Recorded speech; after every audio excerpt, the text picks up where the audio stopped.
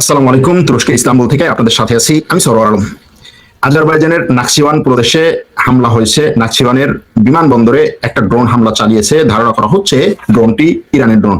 নাকচিওয়ানের বাইরেও আরো কয়েক জায়গায় ইরানের ড্রোন হামলা করেছে বলে বিভিন্ন জায়গা থেকে খবর দেওয়া হয়েছে। ড্রোনগুলো ইরানের কিনা এই ব্যাপারে আনুষ্ঠানিক কোনো বিবৃতি কোনো পক্ষ থেকে দেওয়া হয়নি, তবে ধারণা করা হয় ড্রোনগুলো ইরানের ড্রোন এই আজারবাইজানে। তাহলে যদি খবর সত্যি হয় তাহলে ইরানের ড্রোন আজারবাইজানে এই প্রথম আক্রমণ করলো। এর আগে আপনারা জানবেন যে তুরস্কে ইরানের দিকে একটা ব্যালিস্টিক মিসাইল আসছিল, সেই ব্যালিস্টিক মিসাইলটি ভূপাতিত করা হয়। এরপরে এই আজারবাইজানে ইরানের ড্রোনের আক্রমণ মনে করা হচ্ছে তুরস্কের বন্ধু রাষ্ট্রের উপরে এই আক্রমণ ইরান যুদ্ধকে আরো পরিসর আরো বাড়াতে চাচ্ছে, এরকমটাই ধারণা করা হয়। এর আগে আজারবাইজানের রাষ্ট্রপতি ইরানের দূতাবাস সফর করেছিলেন। তিনি ইরানের রাষ্ট্রদূতের সাথে বৈঠক করে তারপরে ইরানের সর্বোচ্চ ধর্মীয় নেতার মৃত্যুতে তিনি শোক বার্তা প্রকাশ করেছিলেন। গতকালকে আমরা এই খবর দেখেছি। তার ঠিক পরপরই হচ্ছে নাকচিওয়ানে এই আক্রমণটি হলো। এখানে নাকচিওয়ানের বিষয়টি একটু জানানো দরকার। নাকচিওয়ান হচ্ছে আজারবাইজানের মূল ভূখণ্ডে না। আজারবাইজানের মূল ভূখণ্ড থেকে নাকচিওয়ানের দূরত্ব হচ্ছে প্রায় কয়েকশো কিলোমিটার। আজারবাইজানের মূল ভূখণ্ড যেখানে আপনারা ম্যাপটা যদি দেখেন, আমি দেখি আজারবাইজানের ম্যাপটা দেখানো যায় কিনা, আমি কথা পরে হয়তো ম্যাপটা দেখাবো। নাকচিওয়ান হচ্ছে আজারবাইজান এবং নাকচিওয়ান হচ্ছে তুরস্কের কাছে, একেবারে তুরস্কের সীমানার কাছে হচ্ছে নাকচিওয়ান। আর আজারবাইজান এবং নাকচিওয়ানের মাঝখানে আছে হচ্ছে আর্মেনিয়া। সুতরাং এই নাকচিওয়ানে আক্রমণ বলতে গেলে এটা তুরস্কের সীমান্তবর্তী এলাকায় ইরানের আক্রমণ। অবশ্য নাকচিওয়ান একদিক থেকে যেমন তুরস্কের সীমান্তবর্তী এলাকা, আরেক দিক থেকে হচ্ছে ইরানেরও একেবারেই সীমান্তবর্তী একটা এলাকা। এই নাকচিওয়ানে আক্রমণের মাধ্যমে এই যুদ্ধ যদি আজারবাইজানে ছড়িয়ে পড়ে এবং আজারবাইজানও যদি এটার বিরুদ্ধে পাল্টা আক্রমণ করতে উদ্যত হয়, তাহলে দেখা যাবে যে ইরানের ওই দিক থেকেও আক্রমণটি আসতে পারে। যেই চতুর্মুখী আক্রমণের পরিকল্পনা আমেরিকা ইসরায়েল করছে, আপনারা জানেন যে আজারবাইজানের বন্ধু রাষ্ট্র হচ্ছে, আজারবাইজানের খুব ঘনিষ্ঠ বন্ধু রাষ্ট্র হচ্ছে ইসরায়েল। সুতরাং নাকচিওয়ানের এই আক্রমণকে বিভিন্ন দিক থেকে দেখা সম্ভব। নাকচিওয়ান এজন্য আমি বলছি যে নাকচিওয়ানের আক্রমণটি কে করেছে, ইরান করেছে নাকি আসলে অন্য কেউ করে আজারবাইজানকে এটার মধ্যে টানতে চেয়েছে, আমি জানি না। এই হচ্ছে আজারবাইজানের মূল ভূখণ্ড। এই হচ্ছে আজারবাইজানের মূল ভূখণ্ড। তারপরে এই জায়গাটা হচ্ছে আর্মেনিয়া, আর এই জায়গাটুকু হচ্ছে নাকচিওয়ান, আজারবাইজানের নাকচিওয়ান। আর এই হচ্ছে ইরান, এই হচ্ছে তুরস্ক, এই জায়গা পর্যন্ত তুরস্ক। তো এই যে নাকচিওয়ানে আক্রমণ হলো আজারবাইজানের মূল ভূখণ্ডের বাইরে, এই নাকচিওয়ানের আক্রমণ তুরস্কের কাছাকাছি, এটা কি ধরনের বার্তা দিবে দেখার বিষয়। আজকে এই লাইভে আমরা কয়েকটা গুরুত্বপূর্ণ বিষয় নিয়ে আলোচনা করবো। সেটার মধ্যে একটা হচ্ছে ট্রাম্প কেন এই যুদ্ধ করতে গেলেন, আর সবচেয়ে বড় যে প্রশ্ন আপনাদের কাছ থেকে আসে সেটা হচ্ছে যে এই যুদ্ধ কতদিন দীর্ঘায়ী হবে এবং ইরান এই যুদ্ধে জিতবে কিনা বা হারবে কিনা, ইরান এই যুদ্ধে হারবে কিনা অথবা ইরান এই যুদ্ধে জিতবে কিনা। এই যুদ্ধে এখন কে কে এগিয়ে আছে, কে কোন পক্ষকে কতটা আঘাত করতেছে, এই আঘাতের পরিমাণ এবং পরিধির উপরে নির্ভর করে আমরা আপনাদেরকে একটা বিশ্লেষণ আজকে দেওয়ার চেষ্টা করব। যে যেখান থেকে এই লাইভ অনুষ্ঠানে যোগ দিয়েছেন এবং পরবর্তীতে এই লাইভ অনুষ্ঠানটি দেখবেন, সবাইকে আমরা স্বাগত জানাচ্ছি এবং ধন্যবাদ জানাচ্ছি। দিন রাত মানে দিন নাই রাত নাই ঘুম নাই নিদ্রা নাই, আপনারা সবাই এই লাইভ গুলো দেখছেন এজন্য। আর এর মধ্যে আরেকটা জিনিস বলে রাখি, আমরা যে কোর্স গুলো চালু করছি, কোর্স গুলো করতেছি, সেই কোর্স গুলোর মধ্যে আমাদের ফ্যাক্ট চেকিং কোর্স এবং জার্নালিজম কোর্স আর হচ্ছে টার্কিশ ল্যাঙ্গুয়েজ কোর্স, এই তিনটা কোর্স আমাদের কিন্তু রমজানের পরেই শুরু হতে যাচ্ছে। সেই কোর্সগুলোতে ভর্তি চলছে, যথেষ্ট পরিমাণে আমরা সাড়া পাচ্ছি। হয়তোবা কিছু কিছু কোর্সে আমরা একটা সময় পরে আর শিক্ষার্থী নিতে পারবো না, এরকম একটা পরিস্থিতি হবে। তারপরেও আপনাদের কাছে আমাদের এই আহ্বানটি থাকলো, যারা এই কোর্সগুলোতে ভর্তি হতে চান তারা অতি দ্রুত যোগাযোগ করবেন। এখন এই যুদ্ধের সর্বশেষ পরিস্থিতি দিয়ে তারপরে হচ্ছে আমরা যাবো যে ট্রাম্প কেন এই যুদ্ধ শুরু করলেন, এই যুদ্ধের কে কোন দিকে যাচ্ছে, ইরান কেন এই যুদ্ধে শক্ত অবস্থান আছে, এটাও বলবো। দেখুন, যুদ্ধের যে সর্বশেষ পরিস্থিতি, ইরানের একটা বিমান ভূপাতিত করেছে ইসরায়েলের F-35। ইরানের কি বিমান? ইয়াক 130। ইয়াক 130 বিমান হচ্ছে একটা এই বিমানটা হচ্ছে মূলত এক ধরনের ট্রেনিং বিমান এবং একই সাথে এটা লাইট ফাইটার বিমান বলতে হচ্ছে ব্যাপক পরিমাণে যুদ্ধ বিমান, যেটা সেরকম না, ট্রেনিং বিমান, এবং সে অস্ত্র বহন করতে পারে এবং অস্ত্র বহনের সাথে সাথে সে আক্রমণও করতে পারে।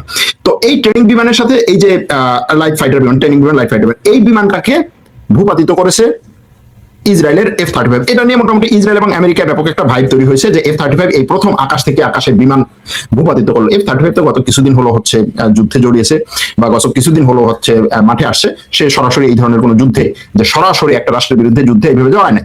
কিন্তু যেই আক্রমণটি করেছে সেটা হচ্ছে এমন একটা দেশের যার আসলে এয়ার সুপিরিয়রিটি নাই, যার যুদ্ধ বিমান বহরই নাই। যাই হোক, এরকম একটা ঘটনা ঘটেছে যে ইরানের এই যুদ্ধ বিমানটিকে ইয়াক 130 এই ট্রেনিং এবং লাইটার যুদ্ধ বিমানটিকে বা লাইট ফাইটার যুদ্ধ বিমানটিকে ইসরায়েল ধ্বংস করেছে। এটা নিয়ে অনেক গল্প আছে যে দ্বিতীয় বিশ্বযুদ্ধের পরে এই প্রথম কোন এয়ার টু এয়ার বিমান এই ধরনের হচ্ছে আক্রমণ করে ফালানো হলো বা ডগ ফাইট হলো, এরকম অনেকগুলো কথা বলা হচ্ছে। তবে এটা ঠিক যে এই যুদ্ধ বিমানটি ভূপাতিত করেছে এবং এটা ভূপাতিত করার খবরও ইসরায়েল ভিডিও শেয়ার করেছে। ভূপাতিত করেছে কোথায়? তেহরানের আকাশে। বিমানটিকে তারা তেহরানের আকাশে ভূপাতিত করেছে। এখন এই বিমান ভূপাতিত করার সাথে আরো দুটো খবর আপনাদেরকে দেব। সেই দুটো খবরের মধ্যে একটা হচ্ছে যে আমেরিকার তেলের ট্যাঙ্কারে আবার নতুন করে হামলা করেছে ইরানের বিপ্লবী গার্ড। আমেরিকার তেলের ট্যাঙ্কারে নতুন করে হামলা করেছে ইরানের খোরামবাদে বিপ্লবী গার্ডের ক্ষেপণাস্ত্র ঘাঁটিতে ইসরায়েল বিমান হামলা করেছে। এই মুহূর্তে ইরানের মিসাইল হামলায় ইসরায়েলের সব জায়গায় সাইরেন বাজছে, বিভিন্ন জায়গায় এই মিসাইল গুলো আক্রমণ করছে, এরকম খবর আসছে। ওয়াল স্ট্রিট জার্নাল এবং নিউ ইয়র্ক টাইমস জানিয়েছে যে মার্কিন কর্মকর্তাদের মধ্যে ইন্টারসেপ্টর মিসাইল, অর্থাৎ এই যে ইরানের কাছ থেকে মিসাইল আসছে বা ইরানের কাছ থেকে যে ড্রোন গুলো আসছে, সেই মিসাইল এবং ড্রোন গুলোকে ঠেকাতে তারা যেই ধরনের হচ্ছে পাল্টা মিসাইল ব্যবহার করে, সেই মিসাইলের তাদের যে স্টক, সেই স্টক ফুরিয়ে যাওয়ার সম্ভাবনা আছে। কোন দিকে, এটা নিয়ে আলোচনা করবো। এবং সেই স্টক ফুরিয়ে গেলে আমেরিকা এবং আমেরিকার সাথে ইসরায়েলের, বিশেষ করে আমেরিকার সারা বিশ্ব নিয়ে তার যে ধরনের পরিকল্পনা, সেই পরিকল্পনায় কিছুটা ভাটা পড়তে পারে। কুর্দি সশস্ত্র গোষ্ঠীগুলোর উপরে ইরান বোমা বর্ষণ অব্যাহত রেখেছে। তবে কুর্দি সশস্ত্র গোষ্ঠীগুলোর মধ্যে কয়েকটা বলছে যে তারা ইরানের বিরুদ্ধে লড়াই করবে না, আর 2-3টা সশস্ত্র গোষ্ঠী তারা সরাসরি বলছে। তার মধ্যে একটা হচ্ছে পিএকি, আরেকটা হচ্ছে আরেকটা সশস্ত্র বাহিনী আছে, কুর্দি সশস্ত্র বাহিনী। এই দুটো বলছে যে তারা তাদের কয়েকশো সশস্ত্র যোদ্ধা প্রস্তুত করে রেখেছে ইরান সীমান্তে। তারা যে কোনো সময় ইরান সীমান্তে ঢুকে পড়বে যদি আমেরিকা তাদের জন্য হচ্ছে মাঠ তৈরি করে দেয়, তাদের জন্য যদি দরজা উন্মুক্ত করে দেয়, সেরকম একটা ব্যাপার। বাহরাইন, কাতার এবং আমিরাতে ইরানের ড্রোন এবং ক্ষেপণাস্ত্র হামলা অব্যাহত রয়েছে। কালকে রাতে আমি যখন লাইভ করেছিলাম তখনও কাতার থেকে অনেকেই লিখেছেন যে আক্রমণ হচ্ছে। আজকেও কাতার থেকে অনেকে লিখছেন যে কাতারে এখনো বোমা বর্ষণ হচ্ছে, এই মিসাইল আক্রমণ হচ্ছে। কাতারে এই মিসাইলের খবর পাওয়া যাচ্ছে। আজারবাইজানের এই হামলার পরে, আজারবাইজানের নাকচিবানে এই হামলার পরে আজারবাইজানের পররাষ্ট্র মন্ত্রণালয় বলছে যে আমরা কঠিনভাবে, শক্তভাবে এই হামলাটাকে নিন্দা জানাচ্ছি। এবং আজারবাইজানের পররাষ্ট্র মন্ত্রণালয় নিশ্চিত করেছে যে হামলাটা ইরান থেকে হয়েছে। ইরান থেকে হামলা হয়েছে আজারবাইজানের নাকচিবানে, এটা নিশ্চিত করেছে আজারবাইজানের পররাষ্ট্র মন্ত্রণালয়। তারা বলছে যে এটা আজারবাইজানের আন্তর্জাতিক যে সমস্ত আইনে আজারবাইজানের স্বাধীনতা, সার্বভৌমত্ব এবং ভৌগোলিক অখণ্ডতার যে শক্তিগুলো বা যে পাওয়ার আজারবাইজানকে দেওয়া হয়েছে সেটার উপরে আক্রমণ, অর্থাৎ আজারবাইজানের স্বাধীনতার উপরে, সার্বভৌমত্বের উপরে আক্রমণ। এবং আজারবাইজান বলছে যে আমরা ইরানের উপরে পাল্টা আক্রমণ করার অধিকার রাখি, ইরানের উপরে পাল্টা আক্রমণ করার অধিকার রাখি, এটা আজারবাইজানের পক্ষ থেকে বলা হয়েছে। সুতরাং ইরান এই আক্রমণের মাধ্যমে আজারবাইজানকেও এই যুদ্ধে টেনে নিয়ে আসলো। ইরানে আজারবাইজানের এই আক্রমণটি, আজারবাইজানের উপরে আক্রমণটি করা হয়েছে আরাস-2 নামক ড্রোনের মাধ্যমে। এখানে হচ্ছে তারা শাহেদ ড্রোন ব্যবহার করে নাই, নর্মাল যে শাহেদ ড্রোন গুলো ব্যবহার করে সেটা করে নাই, বরং তারা অন্য একটা ড্রোন ব্যবহার করছে। ওদিকে ইরানের সামরিক, ইরানের সেনাবাহিনীর পক্ষ থেকে, সেনাপ্রধানের অফিস থেকে একটা স্টেটমেন্ট ইস্যু করা হয়েছে, একটা বিবৃতি ইস্যু করা হয়েছে তুর্কিতে গতকালকে যে আক্রমণগুলো বা তুর্কিতে যে মিসাইল নিক্ষেপ হলো বলা হচ্ছিল সেটা নিয়ে। তারা বলছে যে আমরা তুর্কির দিকে কোনো মিসাইল নিক্ষেপ করি নাই। ইরানের সেনাপ্রধানের অফিস থেকে বলা হয়েছে যে আমরা তুর্কির দিকে কোনো মিসাইল নিক্ষেপ করি নাই। এবং তুরস্ক হচ্ছে আমাদের ফ্রেন্ডলি কান্ট্রি, আমাদের বন্ধুত্বপূর্ণ একটা দেশ। এই দেশের স্বাধীনতাকে, সার্বভৌমত্বকে এবং তার ভৌগোলিক অখণ্ডতাকে, তার স্থলসীমাকে, তার আকাশসীমাকে আমরা রেসপেক্ট করি এবং আমরা তুরস্কের দিকে কোনো ধরনের মিসাইল নিক্ষেপ করি নাই, এটা তারা বলেছে। সুতরাং এই বিষয়টাকে স্পষ্ট করেছে। এখন এই যে কুর্দি গোষ্ঠীগুলোকে আমেরিকা অস্ত্র দিতে চায়, পিজেএ-কে, তারপরে হচ্ছে পিএ-কে, এই ধরনের গোষ্ঠীগুলোকে যে আমেরিকা অস্ত্র দিতে চায়, তুরস্ক এটার বড়ভাবে, কড়াভাবে এটার বিরোধিতা করছে। তুরস্কের কথা হচ্ছে এটা মূলত পিকেকে সন্ত্রাসী গোষ্ঠীরই একটা অংশ এবং ন্যাটো আর আমেরিকা এবং ইউরোপিয়ান ইউনিয়ন পিকেকে তাদের লিস্টে সন্ত্রাসী সংগঠন হিসেবে নথিভুক্ত করা বহু বছর ধরে। সুতরাং তাকে সেই নিজের লিস্টে, নিজের নথিভুক্ত করা সন্ত্রাসী সংগঠনগুলোকে কোনো ধরনের সাহায্য, কোনো ধরনের অস্ত্র দেয়া, এটা আমেরিকার জন্য ঠিক হবে না। এই বক্তব্য তুরস্ক দিয়েছে। এখন আমেরিকা কি এই কথা শুনবে না? তেমনকি তুরস্কের মধ্যেই পিকেকে অস্ত্র দিয়েছে। যাই হোক, এখন এই কয়েকটা ঘটনার পরে মাঝখানে একটু কমিক বা কমেডি বলে দিয়ে রাখি, সেটা হচ্ছে কি, জেলেনস্কি, ইউক্রেনের রাষ্ট্রপতি জেলেনস্কি, সে কাতারের সাথে কথা বলেছে, সংযুক্ত আরব আমিরাতের সাথে কথা বলেছে, এখানে বাহরাইনের সাথে কথা বলেছে, আর দু একটা দেশের সাথে মধ্যপ্রাচ্যে কথা বলে তাদেরকে বলছে যে দেখো, তোমরা যদি ড্রোন আক্রমণ থেকে কিভাবে নিজেদেরকে রক্ষা করতে চাও, এই ব্যাপারে যদি কোনো সাহায্য সমর্থন দরকার হয়, আমি দিতে প্রস্তুত আছি। আমার দেশের সেনাবাহিনী তোমাদেরকে এই ব্যাপারে, এই ড্রোন আক্রমণকে কিভাবে প্রতিহত করা হবে, এই ব্যাপারে আমরা তোমাদেরকে সব ধরনের সাহায্য সহযোগিতা করব। ভাই, তুমি এই রাশিয়া থেকে আসা ড্রোন আগে ঠেকাও না, রাশিয়া থেকে আসা মিসাইল আগে ঠেকাও না, এ কথা তো স্বাভাবিক বলবি, কারণ রাশিয়া ইউক্রেনের একটা অংশ তামা করে দিছে। হ্যাঁ, ঠেকিয়েছে, এটা ঠিক আছে, ঠেকিয়েছে, কিন্তু সেটা এরকম না যে সে একেবারে পুরোপুরি ড্রোন ঠেকাতে বিশ্বে শীর্ষ পারঙ্গম একটা দেশ, কোন ড্রোন রাশিয়া থেকে আক্রমণ করে নাই, দেখো আমি 100% সফল, আমি তোমাকে সাপোর্ট করতেছি। মানে এরকম একটা যুদ্ধ চলতেছে, সবাই এই যুদ্ধে মোটামুটি হচ্ছে বিভিন্ন ভাবে জড়িত আছে। এখন ইউক্রেনেরও এটার মধ্যে কোনো না কোনো ভাবে হচ্ছে ইনক্লুড হওয়া দরকার, কারণ ইউক্রেন এখন সাইড হয়ে যাচ্ছে।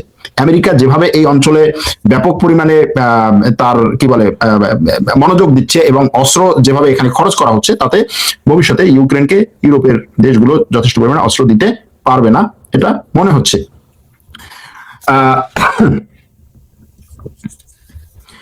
এখন ইরাকের কুর্দি গোষ্ঠীগুলো আক্রমণ করবে কিনা এটা নিয়ে যেমন বিভিন্ন ধরনের বক্তব্য আছে। যেমন ইরাকে যারা এই কুর্দি গোষ্ঠীগুলোর মধ্যে যারা ক্ষমতায় আছে, ধরেন ইরাকের এই যে স্বায়ত্তশাসিত যে অঞ্চল বা আধা স্বায়ত্তশাসিত যে অঞ্চল ইরাক কুর্দিস্তান, সেখানে যেই দুটো পরিবার ক্ষমতায় আছে, তালেবানি পরিবার আর হচ্ছে বারজানি পরিবার, এই দুই পরিবারই বলছে বা দুই পক্ষ থেকেই বলা হয়েছে যে আমরা এই যুদ্ধে জড়াবো না। স্বাভাবিকভাবেই তারা হচ্ছে একটা কি বলে একটা ক্ষমতায় আছে আর কি, একটা সেখানে তাদের রাষ্ট্র পরিচালনা বা তাদের ওই এলাকা পরিচালনার একটা সিস্টেম অলরেডি সেখানে আছে, সেটাকে তারা নষ্ট করতে চাইছে না। কিন্তু তাদের এই এরিয়ার মধ্যে যে সমস্ত সশস্ত্র গোষ্ঠী আছে, যাদেরকে তারা অনেক সময় সাপোর্ট দেয়, অনেক সময় চোখ বন্ধ করে থাকে, তাদের কাজকর্মগুলো হচ্ছে তারা ওখানে পরিচালনা করে, ওই গোষ্ঠীগুলো, তারা তাদের মধ্যে থেকে 5টা গোষ্ঠী আছে, তাদের মধ্যে থেকে 3টা বলছে যে আমরা আমেরিকার সাথে দাঁড়াবো, আর 2টা বলছে আমরা আমেরিকার সাথে দাঁড়াবো না। এখন দেখা যাক কি হয়। এখন এই যে জিনিসটা, যে ইরানের এই ইরান এবং ইসরায়েল এই যে আক্রমণ পাল্টা আক্রমণ যুদ্ধ যেটা চলছে, এই যুদ্ধে ইরান হারবে না জিতবে, কতদিন এই যুদ্ধ চলতে পারে, এটাই তো আমাদের কথা। আমরা আজকে সেই কথার দিকে, সেই কথার উত্তরে যাব। সেই কথার উত্তর খুঁজতে হলে আমাদেরকে যেখানে যেতে হবে সেটা হচ্ছে আমেরিকার যুদ্ধের পরিকল্পনাটা কি, আমেরিকার সেনাবাহিনী কিভাবে যুদ্ধ চালায়, ইরানের সেনাবাহিনী কিভাবে যুদ্ধ চালায়, সেটার উপরে। দেখেন, আমেরিকার সেনাবাহিনীটাকে পুরো সাজানো হয়েছে দ্বিতীয় বিশ্বযুদ্ধের পরে কোন স্টাইলে সাজানো হচ্ছে এটা দেখা দরকার। কারণ একটা সেনাবাহিনীর ডক্ট্রিন বলেন, একটা সেনাবাহিনীর পুরো সিস্টেম তৈরি বলেন, এটা একদিনে হয় না, এবং সে সেই সিস্টেমকে একদিনে হচ্ছে পরিবর্তন করতে পারে না। তার যুদ্ধ পরিচালনার ডক্ট্রিন, সেই ডক্ট্রিনের উপরে নির্ভর করে তার পুরো হচ্ছে মিলিটারি ইন্ডাস্ট্রি, যেটা সেটাকে সেভাবে সে সাজায়। সে যেভাবে ফিল্ডে যুদ্ধ করবে, তার সামরিক প্রতিরক্ষা শিল্পটাকেও সে সেভাবে সাজায় যে আমার এই জিনিস বেশি দরকার, আমি এইভাবে যুদ্ধটা করব। এক এক দেশের যুদ্ধ করার পলিসি, যুদ্ধ করার স্ট্র্যাটেজি এক এক রকম। এখন আমেরিকার যুদ্ধ করার স্ট্র্যাটেজিটা হচ্ছে দ্বিতীয় বিশ্বযুদ্ধের পরে স্নায়ু যুদ্ধ, যেটা সেটার উপরে নির্ভর করে, এবং আপনারা দেখবেন যে এই স্নায়ু যুদ্ধের উপরে ভিত্তি করেই কিন্তু সে সবকিছুকে সাজিয়েছে। আর স্নায়ু যুদ্ধটা কি, সেটা হচ্ছে কে বেশি ক্ষমতাধর, আমি কত বেশি ক্ষমতাধর, আমি কত বেশি অন্যকে আমার প্রতিপক্ষকে মনস্তাত্ত্বিকভাবে দুর্বল করতে পারবো। সেটার জন্য সে পুরো মিলিটারি ইন্ডাস্ট্রি, সে তার পুরো ডিপ্লোম্যাসি, সে তার পুরো মিডিয়া, সে তার পুরো এই যে রিসার্চ সেন্টারগুলো, যারা হচ্ছে পাবলিক জনমতকে কন্ট্রোল করে, এই পুরোটা ব্যবহার করে সে একটা ভাইব তৈরি করে যে আরে আমি তো হচ্ছে এখানে সর্বা। এটা কিন্তু পুরো এই স্নায়ু যুদ্ধ দ্বিতীয় বিশ্বযুদ্ধের পর থেকে এখন পর্যন্ত এভাবেই চলছে, এবং এভাবে সে যেই জায়গায় যুদ্ধ করছে এভাবেই সে একটা মানে মার কাট করে, মানে যে যা বলে বলুক আমি জিতে গেছি, এরকম একটা ভাইব তৈরি করে। কিন্তু শেষে দেখা যায় যে তার এই মিলিটারি ইন্ডাস্ট্রির যে সিস্টেম, এটা লস করে, ইরাকে, সিরিয়ায়, আফগানিস্তানে, সব জায়গায় এটা হয়েছে। এখন ইরানে এটা হবে কিনা সেটা দেখার জন্য আমরা কয়েকটা জায়গায় যাব। সেই কয়েকটা জায়গায় যাওয়ার আগে আমি গতকালকে একটা জিনিস বলেছিলাম যে ইরান যদি মধ্যপ্রাচ্যে যে লবণ পানি শোধন করে তারপরে সুপেয় পানি করার যে সমস্ত প্লান্ট বা যে সমস্ত এই শোধনাগারগুলো আছে, সেগুলোতে যদি আক্রমণ করে, তাহলে দেখা যাবে যে একটা নির্দিষ্ট সময়ের মধ্যেই সৌদি আরবের একটা বিশাল অংশ, সংযুক্ত আরব আমিরাতের, বাহরাইনের, কাতারের, কুয়েতের বিশাল অংশ হচ্ছে পানি শূন্যতায় ভুগবে। গতকালকে কিছু খবরে দেখলাম যে ইরান 2-4টা আক্রমণ এরকম পানি শোধনাগারে করছে। এখন এটা কন্টিনিউ করবে কিনা, কত বড় করবে, এটা দেখার বিষয়। এখন এই যে যুক্তরাষ্ট্র যুদ্ধ করার যে পরিকল্পনা এবং তার ইরানকে আক্রমণ করার যে চিন্তা ভাবনা, এই চিন্তা ভাবনা সে যেমন পরিকল্পনাগুলো সাজিয়েছে, ইরানও কিন্তু তার পরিকল্পনাগুলো তার সক্ষমতা অনুযায়ী সে সাজিয়েছে যে আমার এই 5টা জিনিস আছে, এই 10টা জিনিস আছে, এটা দিয়ে আমি ওকে কিভাবে আক্রমণ করবো। এবং আপনারা জানেন যে 12 দিনের যুদ্ধে ইরান কিন্তু যেভাবে আক্রমণ করেছে, তখন ইরান আক্রমণের চেয়েও বেশি করেছে। আমেরিকা ইসরায়েল এরকম একটা যুদ্ধ হলে কোন কোন জায়গা থেকে কোন কোন দিক থেকে তাকে কিভাবে আক্রমণ করতে পারে এবং সেই আক্রমণ প্রতিহত করার জন্য তার কি কি করা লাগবে। এজন্য দেখবেন যে এবারের যুদ্ধের শুরুতেই ইরান যে কাজটি করেছে সেটা হচ্ছে আমেরিকার চোখগুলোতে আক্রমণ করেছে। অর্থাৎ এই অঞ্চলে আমেরিকার যেই সমস্ত রাডার ছিল সেই রাডারগুলোতে আক্রমণ করেছে একেবারে যুদ্ধের শুরুতে। কেন? কারণ হচ্ছে সে ওই সময় থেকে এটা প্রস্তুতি নিয়েছে যে আমেরিকা যদি আঘাত করে, আগে আঘাত আসবে ওখান থেকে, এবং আমেরিকা যদি আমার উপরে যদি হচ্ছে সে খবরগিরি করে, তাহলে সে করবে তার এই অঞ্চলে এই যে রাডারগুলো আছে সেগুলো দেশে, এই জন্য এই রাডারগুলোতে আক্রমণ করেছে। এগুলো অর্থাৎ এটা ইরানের পরিকল্পিত একটা বিষয়। আরেকটা হচ্ছে ইরানের জনগণ, ইরানের সরকার এমন ভাবেই তৈরি হওয়া যে আমেরিকা ইসরায়েল একদিন ইরানে আক্রমণ করবে, সুতরাং আমার সেটার জন্য প্রস্তুত থাকতে হবে। কিন্তু মধ্যপ্রাচ্যের যে দেশগুলো, সেই দেশগুলোর জনগণ, সেই দেশগুলোর সরকার একদিন আমাদের উপরে ইরান থেকে আক্রমণ আসবে, সেটার জন্য আমাদের প্রস্তুত হতে হবে, এভাবে সে তার জনগণকে প্রস্তুত করে নাই। 12 দিনের যুদ্ধের পরে ইরান 8 মাস সময় পেয়েছে নিজেকে এইভাবে প্রস্তুত করতে। এখন ওই যেটা বললাম যে আমেরিকা হচ্ছে ধর্মার কাট করে তার যে একটা বিশাল একটা ভাইব তৈরি করে, সেই ভাইব সে তৈরি করেছে। আমেরিকার কাছে বিধ্বংসী অস্ত্র আছে, সে বিধ্বংসী অস্ত্র দিয়ে আঘাত করছে, কিন্তু পাল্টা আঘাত ঠেকানোর জন্য আমেরিকা কি করছে সেটা দেখবেন একটু পরে। এখন এই যে 8 মাস ধরে সে প্রস্তুতি নিয়েছে, তার প্রক্সি গ্রুপগুলোকে, যেগুলো তার কাছ থেকে হাতছাড়া হয়ে গেছে বা যেগুলোর সাথে তার যোগাযোগ বিচ্ছিন্ন, সরাসরি যোগাযোগ বিচ্ছিন্ন, সেগুলোকেও সে ইঙ্গিত দিয়ে রেখেছে, এবং সেই প্রক্সি সংগঠনগুলো এখন দেখা গেছে আস্তে আস্তে কিন্তু অ্যাক্টিভ হচ্ছে। এখন এই প্রক্সি সংগঠনগুলো অ্যাক্টিভ হওয়ার সাথে সাথে এখানে আরেকটা জিনিস মনে রাখা দরকার, সেটা হচ্ছে ইরান সরাসরি যদি এদের কাছে অস্ত্র নাও দিতে পারে, আরো বিভিন্ন জায়গা থেকে তারা অস্ত্র পায়। যখন একটা অঞ্চল পুরোপুরি যুদ্ধে জড়িয়ে যায়, তখন এই যুদ্ধ থেকে অর্থনৈতিক ফায়দা নেয়ার জন্য অনেক গোষ্ঠী রেডি থাকে, যাদের কাজই হচ্ছে ভাই আমি ব্ল্যাক মার্কেটে অস্ত্র বিক্রি করবো, কে কোন জায়গা থেকে নিচ্ছে এটা আমার দেখার বিষয় না। এটা আপনারা ইউক্রেনেও দেখেছেন যে ইউক্রেনের ব্ল্যাক মার্কেটে এই রাশিয়ার অস্ত্র বিক্রি হচ্ছে, এরকম হয়েছে। অর্থাৎ আপনার প্রতিপক্ষ কিন্তু তার অস্ত্র আপনার প্রতিপক্ষের কাছে যাচ্ছে, এরকম একটা আপনার অস্ত্র আপনার প্রতিপক্ষের কাছে যাচ্ছে। সুতরাং এরকম ঘটনা ঘটার সম্ভাবনা আছে। এখন এই যে ইরান যে এই অঞ্চলে, এই মধ্যপ্রাচ্য অঞ্চলে যে যুদ্ধটা চালাচ্ছে, এই যুদ্ধটা এখন ইরান কি করলো? এই যুদ্ধটা শুধু মধ্যপ্রাচ্য অঞ্চলের বিরুদ্ধে একটা যুদ্ধ না, এটা বলা যায় যে পুরো বিশ্বের অর্থনীতির বিরুদ্ধে একটা যুদ্ধ। বিশ্ব অর্থনীতির বিরুদ্ধে যুদ্ধ কেমন? যেমন ইরান এই পারস্য অঞ্চলের যে দেশগুলো আছে সেই দেশগুলোর বিরুদ্ধে সে যখন আক্রমণটা চালালো, পারস্য অঞ্চলের দেশগুলোর বিরুদ্ধে আক্রমণ চালানো মানে হচ্ছে আমেরিকার অর্থনীতির বিরুদ্ধে আক্রমণ চালানো। কিভাবে দেখুন, আমেরিকার অর্থনীতি অন্যদিক থেকে দেখি। পারস্য অঞ্চলে, এই পারস্য উপসাগরের অঞ্চলের যে দেশগুলো, গালফ কান্ট্রি যেটাকে বলি আমরা, সৌদি আরব, কাতার, কুয়েত, বাহরাইন, সংযুক্ত আরব আমিরাত, এরা তেল বিক্রি করে, তাই না? বেশিরভাগ দেশ কি করে? পেট্রো ডলার যেটাকে বলি, যে সে তেল বিক্রি করে টাকাটা নিবে হচ্ছে ডলারে। এখন তার এই যে তেল বিক্রি করার ব্যাপক পরিমাণে টাকা ডলারে সে নিচ্ছে, এই টাকা তো সে নিজের দেশে ব্যবহার করছে না, তাই না? কোনো দেশে তো ডলার ব্যবহার হয় না, ব্যবহার হয় কি? তার নিজস্ব মুদ্রা। এখন এই ডলার, তার এত পরিমাণ ডলার, সে এই ডলারকে তো কোনো না কোনো জায়গায় হচ্ছে ইনভেস্ট করবে। কোন জায়গায় সে ইনভেস্ট করছে এটাকে তো আমরা ইনভেস্ট বলি, কিন্তু যদি বলি যে এই টাকাটা কোথায় দিচ্ছে, আমেরিকার অর্থনীতিকে সচল রাখার জন্য ব্যবহার করা হচ্ছে, আমেরিকার ব্যাংকে, আমেরিকার রিজার্ভে, আমেরিকার কোম্পানিগুলোতে। দেখবেন আমেরিকার এবং ইউরোপের যেই সমস্ত কোম্পানি সবচেয়ে বেশি তাড়াতাড়ি হচ্ছে ফুলে ফেপে বড় হচ্ছে, সেই সব কোম্পানির পেছনে এই আরব ধনকুবেরদের ব্যাপক পরিমাণে টাকা আছে। সেই কোম্পানিগুলোর একেবারে সামনে আসে কোনটা? এআই। আমেরিকার এআই ভিত্তিক যতগুলো কোম্পানি আছে প্রায় সবগুলোতে, সব বড় বড় কোম্পানিতে ব্যাপক পরিমাণে টাকা ঢালা হচ্ছে। এই টাকা যায় হচ্ছে এই মধ্যপ্রাচ্য থেকে। এখন এই মধ্যপ্রাচ্য থেকে যাওয়া টাকায় আমেরিকার কোম্পানিগুলো হচ্ছে উপরে উঠছে মধ্যপ্রাচ্য থেকে, এবং এই টাকাটা এরকম না যে আজকে আমি জাস্ট ইনভেস্ট করলাম এরপর থেকে চলতেছে না, এটা কন্টিনিউয়াসলি ফ্লো হচ্ছে, গ্যাসের মতো এবং তেলের মতো। তেল গ্যাস যেমন এখান থেকে বের হচ্ছে, এটা টাকাটা আবার ওখান থেকে এই কোম্পানিগুলোতে যাচ্ছে। এর মধ্যে আপনারা জানেন যে সংযুক্ত আরব আমিরাতে আমাজনের যে ডাটা সেন্টার ছিল, সেই ডাটা সেন্টারে আক্রমণ হয়েছে, এরকম খবর আসছে আমাজনের ডাটা সেন্টারে। তার মানে হচ্ছে যে এই টাকা দিয়ে তারা যে ইনভেস্ট করছে, সেই ইনভেস্টের একটা অংশ তারা নিজের দেশে এখন নিয়ে আসার চেষ্টা করছে, এটা হচ্ছে প্রমাণ। এখন এই ডাটা সেন্টারে আক্রমণ এবং এই অঞ্চলে হরমুজ প্রণালী বন্ধ করে দেওয়ার মাধ্যমে তাদের এই যে টাকার ফ্লোটাতে, অর্থাৎ পেট্রো ডলারটা যে কমে যাচ্ছে প্রত্যেক দিন হাজার হাজার মিলিয়ন মিলিয়ন ডলার, কাতার বলছে যে সে তার এলএনজি উৎপাদন বন্ধ করে দিয়েছে। মানে কাতারের মতো একটা দেশ যার পুরো অর্থনীতি হচ্ছে তার এলএনজির উপরে, সে বলছে এলএনজি উৎপাদন বন্ধ করে দিচ্ছে। সৌদি আরব তার পুরো অর্থনীতির হচ্ছে 80% নির্ভর করে হচ্ছে তার গ্যাস তেলের উপরে। তার এই তেল সে বাইরে বিক্রি করবে, এই বাইরে বিক্রি করে সে টাকা নেবে, এটা যদি 1 মাস 2 মাস 3 মাস বন্ধ থাকে, সংযুক্ত আরব আমিরাতের তেলের একটা বড় অংশ হচ্ছে যায় এই হরমুজ প্রণালী দিয়ে। এই হরমুজ প্রণালী যদি দীর্ঘ সময় বন্ধ থাকে, মার্কিন প্রেসিডেন্ট যতই সে হচ্ছে মানে ভাই উঠাও যে হরমুজ প্রণালী আমি উন্মুক্ত করে দেবো, আমি হচ্ছে হরমুজ প্রণালীর যতগুলো হচ্ছে তেলের ট্যাঙ্কার আছে কাঁধে করে নিয়ে যাব, বিষয়টা এত সহজ না। তো এই জিনিসটা যখন হবে তখন এই ডাটা সেন্টার গুলো এবং এআই ভিত্তিক যে পুরো আমেরিকান অর্থনীতি এখন এই এআই এবং ডাটা সেন্টার উপরে যে বড় একটা নির্ভরশীলতা, সেখানে একটা ভাব মানে ধাক্কা লাগবে।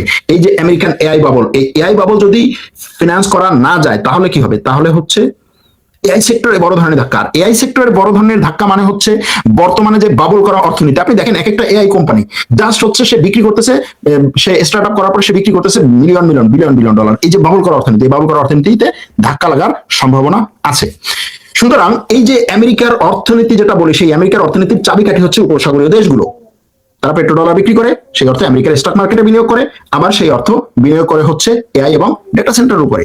সুতরাং এই উপসাগরীয় দেশগুলোর অর্থনীতিতে ধাক্কা দেওয়ার যে পরিকল্পনা ইরান করছে, এটাকে ছোট করে দেখার কিছু নেই। এটাকে আপনি এই অস্ত্র মারা মানে কে কার দিকে কত বেশি মিসাইল মারলো সেটার চেয়ে অনেক বেশি। এখন বলতে পারেন যে আমরা বলি না যে আমেরিকার ডলার আছে, সে ডলার দিয়ে অস্ত্র তৈরি করলো, আসেন সেই অস্ত্রের ব্যাপারটা হচ্ছে যে ব্যালিস্টিক মিসাইল ঠেকাতে, দেখেন ইরানের গতকালকে একটা ভিডিওতে দেখা গেছে কি যে ইরানের ব্যালিস্টিক মিসাইল ঠেকাতে, একটা ব্যালিস্টিক মিসাইল ঠেকাতে ইসরায়েল 11টা ইন্টারসেপ্টর মিসাইল নিক্ষেপ করেছে, তাই না? 11টা, একটা মিসাইল ঠেকাতে। এরকম তো অনেক ঘটনা, একটা হচ্ছে জাস্ট ভিডিওতে আমরা দেখলাম, অনেক ঘটনা। এখন এই যে ইন্টারসেপ্টর মিসাইল গুলো ইরানের, ওই যেটা বললাম যে ইসরায়েলের যে ইন্টারসেপ্টর মিসাইল গুলো এবং আমেরিকার যে ইন্টারসেপ্টর মিসাইল গুলো, সেগুলো হচ্ছে দ্বিতীয় বিশ্বযুদ্ধের পরে আমেরিকার যে পুরো এই মিলিটারি ইন্ডাস্ট্রি, এটাকে সে যেভাবে সাজিয়েছে যে আমার এটা কার চেয়ে কত বড় হতে হবে, কার চেয়ে কত নিখুঁত হতে হবে, কার চেয়ে কত বেশি হচ্ছে সফিস্টিকেটেড হবে, কার চেয়ে কত বেশি হচ্ছে এটা কি বলে মানে দামি হবে, এরকম একটা ব্যাপার।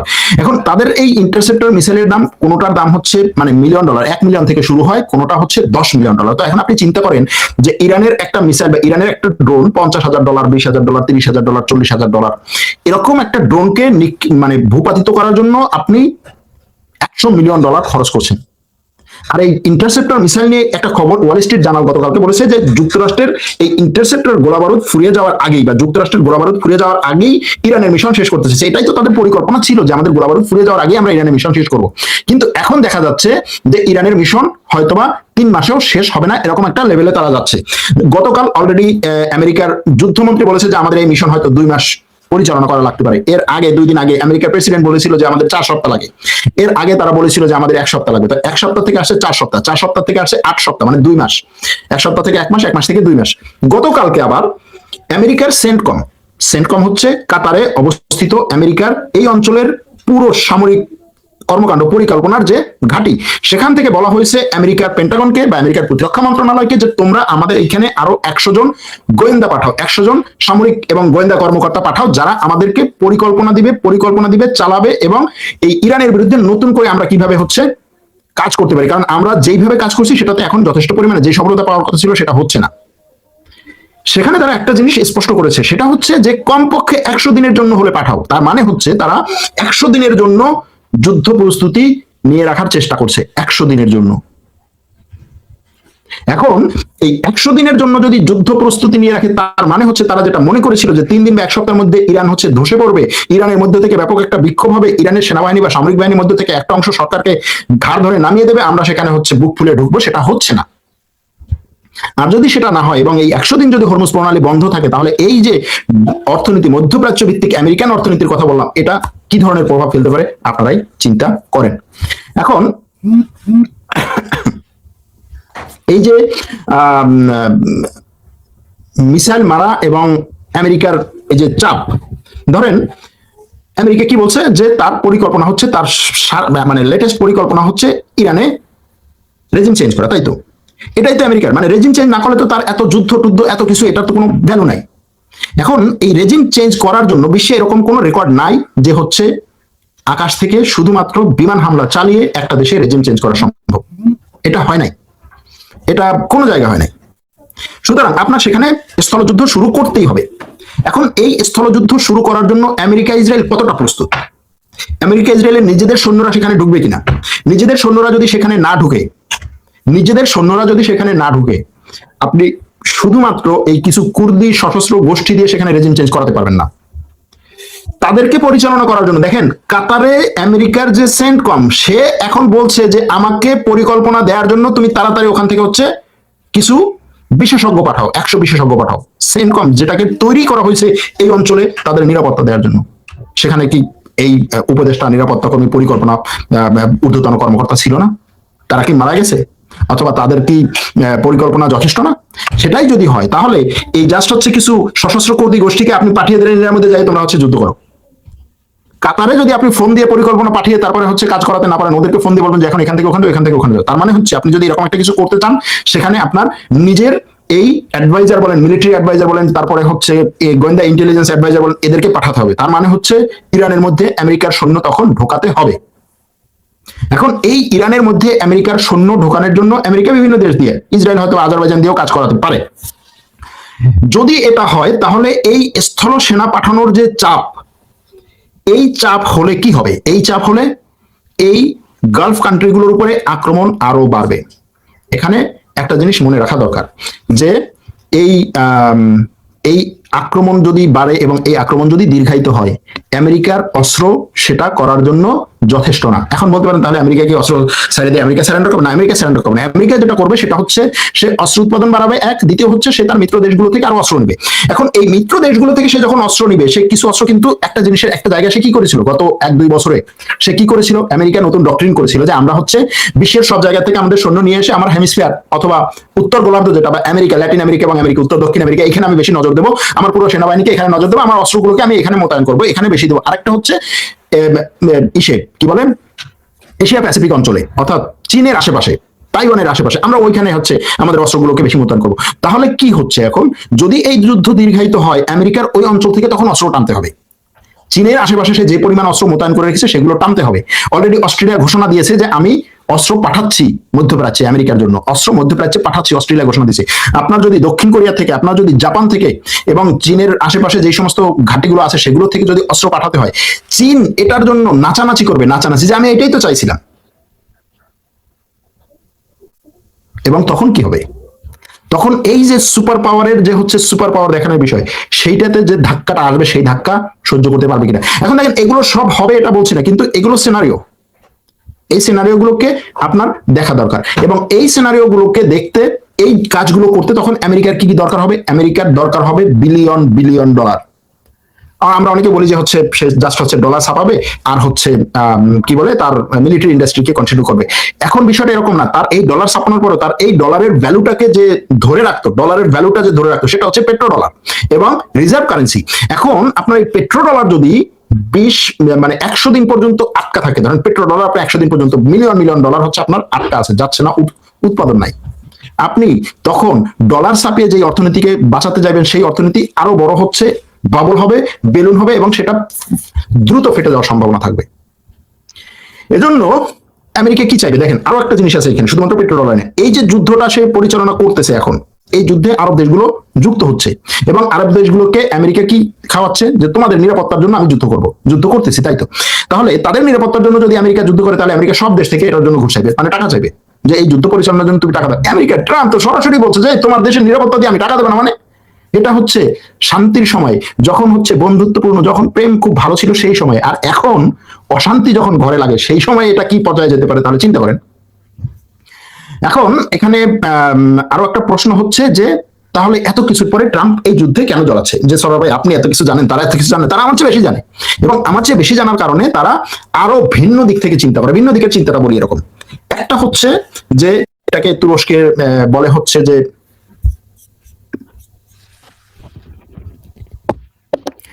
ভিন্ন দিকের চিন্তাটা হচ্ছে এরকম যে তুরস্কে একটা কথা বলে যে আপনার যদি ওভার কনফিডেন্স থাকে, ওভার কনফিডেন্স, এই ওভার কনফিডেন্সের কারণে আপনি কি হচ্ছে বাস হয়ে যাচ্ছেন। আমেরিকার প্রেসিডেন্ট সবসময় হচ্ছে এই যে অতিরিক্ত যে আমি এটা করতে পারবো, আমি ওটা করতে পারবো। দেখেন এই যুদ্ধ শুরুর আগে আমেরিকার মধ্যে থেকে গণমাধ্যমগুলো কি বলছিল যে না এই যুদ্ধ আমেরিকার জন্য সঠিক হবে না, এই যুদ্ধে আমেরিকার জন্য করা ঠিক না, এই যুদ্ধে আমেরিকার জড়ানো ঠিক না, এরকম কথা বিভিন্ন ধরনের বক্তব্যতে এসেছে। তারপরেও আমেরিকা যখন যুদ্ধে জড়িয়ে গেছে সবাই বলছে যুদ্ধে যেহেতু জড়িয়ে গেছে এখন তো সাপোর্ট দিতে হবে। কিন্তু এখানে বাস্তবতা হচ্ছে কি, কেন যুদ্ধে জড়ানো? ট্রাম্প এখানে তার যে এই বড়ত্ব, বিশাল টাইপের বড়ত্ব, অহংকার, যে আমেরিকার সৈন্য হচ্ছে বিশ্বের সেরা, আমরা যা ইচ্ছে তাই করতে পারি। এবং তারা এখানে কি দেখিয়েছে? তারা দেখিয়েছে যে আমরা ভেনেজুয়েলাতে ঢুকে ভেনেজুয়েলার রাষ্ট্রপতিকে তুলে নিয়ে আসার মতো সক্ষম একটা সেনাবাহিনী আমার, সুতরাং এই সেনাবাহিনী দিয়ে আমরা সারা বিশ্ব জয় করতে পারবো, সেটা সে দেখাচ্ছে। সেই সেনাবাহিনী ভেনেজুয়েলা থেকে রাষ্ট্রপতিকে তুলে নিয়ে আসে ভেনেজুয়েলার সিস্টেম পরিবর্তন করতে পারছেন, সিম্পল। ইরানে এটা পারবেন কিনা? এক। দ্বিতীয় হচ্ছে এই যে সেনাবাহিনী যখন মানে সেনাবাহিনীকে নিয়ে যখন এই অতিরিক্ত অহংকার, এই অতিরিক্ত অহংকার গুলো আমরা বিভিন্ন জায়গায় দেখেছি যুদ্ধের ক্ষেত্রে। যেমন ধরেন হিটলার যখন আক্রমণ করলো, কি ছিল সেটার পিছনে? অহংকার, ব্যাপক পরিমাণ, পুরো ইউরোপ হচ্ছে আমি দখল করবো, পুরো ইউরোপ আমি চালাবো। এর আগেও বিভিন্ন দেশে এই ধরনের ঘটনাগুলো ঘটেছে যে তার যখন সেনাবাহিনী অনেক শক্তিশালী মনে করে, সে শক্তিশালী থাকে, তখন সে এই ধরনের আক্রমণগুলো করে। ট্রাম্পের এই একটা জিনিস আছে। দ্বিতীয় আরেকটা জিনিস হচ্ছে যে ট্রাম্পকে এই যে অ্যাপস্টাইন গ্রুপ আর কি, অ্যাপস্টাইন গ্রুপ এরা কারা? এরা কারা এখন পর্যন্ত স্পষ্ট না, কারণ আমেরিকার মধ্যে হচ্ছে একটা বিশাল এই ধরনের হচ্ছে একটা গ্রুপ কাজ করে। এই অ্যাপস্টাইন গ্রুপের সাথে আপনি আরো অন্যগুলোকে মিলাতে পারেন, এটার সাথে আপনি জায়নবাদীদের মিলাতে পারেন, এটার সাথে আপনি কি বলে, এটার সাথে আপনি হচ্ছে ইয়াকে মিলাতে পারেন, ওই যে ম্যাসনদেরকে মিলাতে পারেন। এরকম একটা গ্রুপ ট্রাম্পকে ব্ল্যাকমেল করে থাকতে পারে, যে কারণে অনেকে এই যুদ্ধটা কিন্তু লিখছেন যে এটা হচ্ছে অ্যাপস্টাইন জোট। কারণ এই যুদ্ধের আগে আমরা বলেছিলাম যে এই যুদ্ধের আগে ট্রাম্প যেন এই যুদ্ধ করে, এই যুদ্ধে ঢোকে, সেটার জন্য অ্যাপস্টাইন ফাইল দিয়ে ট্রাম্পকে ব্যাপক পরিমাণে চাপে রাখা হয়েছিল। সুতরাং সেই চাপ থেকে ট্রাম্প বের হতে পারে নাই এবং সে এই যুদ্ধে আক্রান্ত হয়েছে, সে এই যুদ্ধে ঢুকেছে। এখন তার এই যুদ্ধে ঢোকা এবং এই যে তার উপরে বিভিন্ন ধরনের এই ফাইলগুলো দিয়ে তাকে চাপে রাখা, এটা দিয়ে কি করা হচ্ছে? যে সে তার সিদ্ধান্ত নেয়ার ক্ষেত্রে সঠিকভাবে নিরপেক্ষ বিশ্লেষণ যেটা, সেটা করার চেয়ে তার চাপে পড়ার কারণে তার এই যুদ্ধে ঢোকা হয়ে থাকতে পারে। আর আরো একটা বিষয় আছে সেখানে, যে এই অ্যাপস্টাইন ফাইল বলি, এই যারা বলি, এরা এদের পরিকল্পনা, এরা বহু বছর ধরে এই যে মানে অদৃশ্য শক্তি, অদৃশ্য গ্রুপ আর কি, গোপন গ্রুপ, গোপন বিভিন্ন সিক্রেট সংস্থা বলি না, সিক্রেট গ্রুপ, এরকম এই যে সিক্রেট গ্রুপগুলো, এরা পর্দার আড়াল থেকে সামরিক নিয়ন্ত্রণ করে, এটা ঠিক। এবং তারা একটা জিনিস মনে করে, সেটা হচ্ছে যে এটা হচ্ছে মালহামা, এটা হচ্ছে এই পৃথিবীর শেষ যুদ্ধ। এই শেষ যুদ্ধটা যদি আমরা বাঁধাতে পারি, ভাই ধর্মীয় বিষয়, এটা মানে সিরিয়াস টাইপের একটা ব্যাপার, এই শেষ যুদ্ধটা যদি আমি বাঁধাতে পারি, তারপরেই শুরু হবে স্বর্ণযুগ, এবং সেই স্বর্ণযুগে আমরা হচ্ছে নিয়ন্ত্রণ করব। এটা তাদের দিক থেকে সিরিয়াসলি বিশ্বাস করা হয় এবং এটার জন্য চেষ্টা করে। দেখেন মার্কিন গণমাধ্যম পর্যন্ত হচ্ছে এটা নিয়ে খবর করছে যে আমেরিকা তার সৈন্যদেরকে